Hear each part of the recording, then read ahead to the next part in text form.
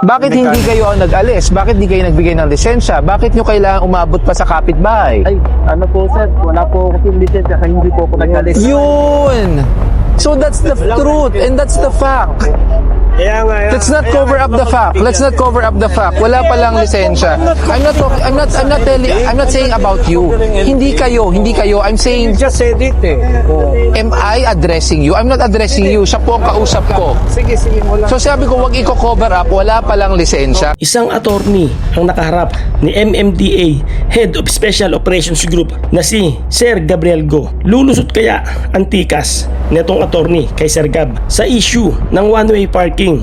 Kaya tara, sabay-sabay nating panoorin ang kapanapanabik na eksena ukol dito. Pero bago yun, huwag nyo kalimutan mag-subscribe. Alright.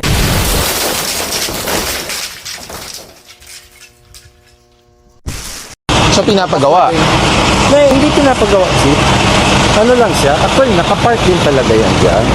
Pero kasi no parking Nung yan side na lumapit yan, di ba? Nung lumapit na, actually malabo din kung no parking yan o with parking yan eh. Kasi ang ginawa daw, based dito sa barangay, may resolution na daw yan na ginawa itong one way. Where is the resolution? And where is Sa barangay. And where is the approved resolution of a one-side really don't know, parking? pero one way naman actually daw talaga ito na eh.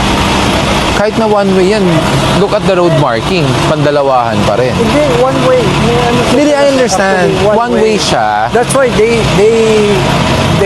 made it one way. Although mapapansin mo, ang laki nga ng Hindi, kalsada na boss, ito. wait lang ha. You're getting a misconception of things.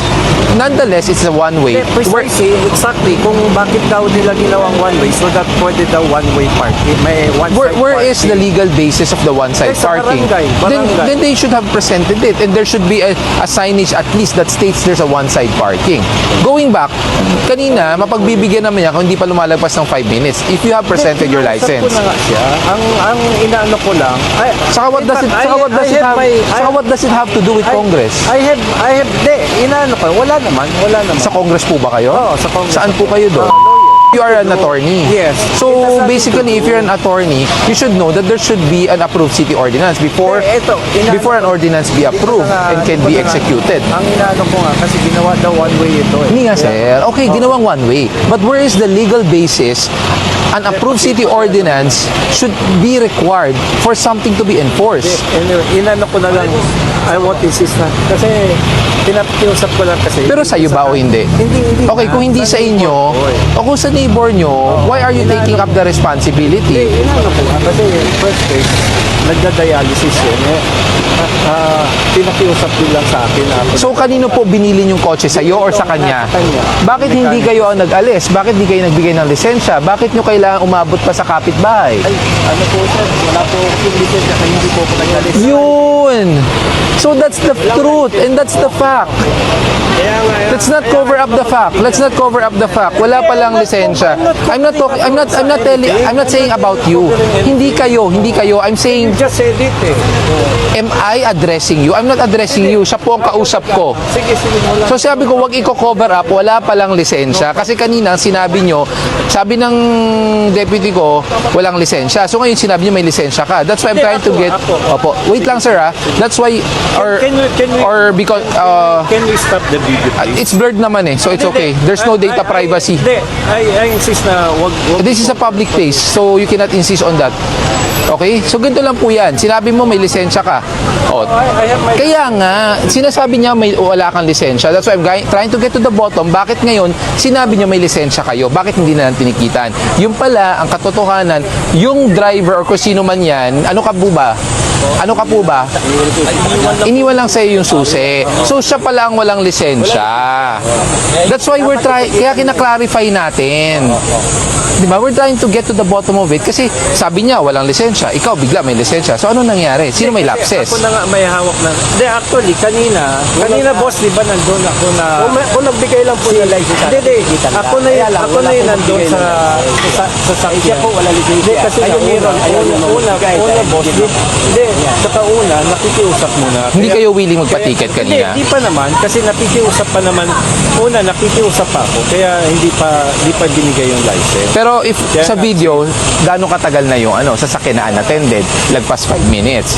So I believe, I do not know. hindi, meron naman pong video. So since I'm trying to explain it to you as a legal practitioner, alam naman natin dapat merong city council ordinance yan, di ba? Before we can enforce something. That's why kanina, I'm not saying na ikaw po ang walang lisensya. Kaya inaalam ko bakit sinabi ng enforcer walang lisensya. Then nung tinanong kayo, may lisensya kayo. Yung pala, siya pala ang walang lisensya. Binigay ko na sa iyo. Binigay ko na sa akin naman. Nandun na. Ginawa ng ba't binigay mo naman? Susi yung Ganun na ba yun? Yung susi kinukuha? Hindi, pwede naman po yan para maibaba yung handbrake. Yan na, yung kinukuha yung susi. Hindi, pinaalam naman. Kung ayaw niya ibigay, hindi naman forcibly we're gonna take the keys. So there, Authorities kayo. no, it's not about authority. Meron pong approval kaya binigay. Hindi naman sinabi sa'yo, akin na ang susi, di ba? Ang sabi lang sa'yo, kung pwede peram ng susi. So hiniram yung susi, pumayag po kayo. Iba po kasi yung forcibly taken sa with consent. Pwede naman kayo mag-ask dito para Oo. Pwede naman po. Kunin ko na lang siya yung Opo, pwede naman kunin doon. Go on the go, making things clean. Pasensya na po, hindi ko alam yung operation. Kumain lang po kami ticket ano po ba yung pwedeng baka pwedeng kumain lang naman kami. Hindi naman kami naka-illegal pag sa gilid. Hindi naman po excuse na kumain po tayo. Bawal po pumarada dyan. Kausap po si Kuya Nick at kausap po si Boss Gap ng MMDA. Hindi naman pwedeng Ka po, makikita na mga pwedeng paano naman, bago ko na paraan. Hindi naman na to, di ba? hindi naman boss. O, di ticket lang. Okay na po yun, ticket lang naman. Hindi naman na to eh. Kasi sir, ang sinasabi ko Ayaw bigay kanina, lisensya. nagbigay, tatlo kasi yung sir sasakyan. Sabi ko hindi ko sir pwedeng piliin yung iba titikitan ng iba hindi. Gusto ko Oh, sabihin correct. lahat po. Kailangan. Kasi kung hindi, pag pinili natin, that would be unfair and Siya po selective. ayaw kanina sir magbigay ng lisensya. Hindi kasi kumain lang kami pare. Hindi naman It's not an excuse kung kumain po kayo. Ayaw niya sir magbigay ka. sa gilid May naman ako kausapin park. ka. Hindi naman obstruction, bossing. Wala naman pong allowed na parking po dito. So technically, you're illegally parked. Yes, pero Obstruction kumain po lang yan. naman Kami, bilang, Hindi na po normal lang yung instruction. kumain tayo isang- Hindi po exemption ang kumain. Responsibilidad natin bilang Pilipino at merong lisensya to know the traffic rules and regulations. And one is to know obstruction po sa daan. obstructing ka Sa po. gilid po kami. Ano po tawag doon? Sa gilid, hindi naman obstruction. Ano po tawag ko saan po nakalapag yung kotse nyo? Doon, sa gilid ng Hindi, bahay. ano po tawag doon sa kinatutungtungan ng kotse nyo? Ano po? Ikaw sumagot. Parking. Kalsada. Kalsada. Oh, Gilid, may lisensya ka, hindi mo alam na kalsada tawag Gilid doon? na kalsada, boss. Kumain Okay. lang naman. So bawal nga po. Kaya pa pinapaliwanag sa this is the second time na nag-operate kami dito, coordinated sa barangay. May reklamo po dito galing 8888 Presidential Complaint Hotline. Pangalawang beses na po to. Pero kung may permit po galing City Hall na overnight parking, may parking kami. Kung payagan kayo, Ay, ganun. kung bibigyan kayo. MTPB nga kaka-operate lang dito eh. So magkano po yung... Pag binigay niyo po lisensya niyo 1,000. Pag ayaw niyo po ibigay, ititiket namin sa plaka 2,000. Sige, yun na lang boss. Ganun na lang. Konsiderasyon na po yun. Imbis na tikita kayo sa plaka.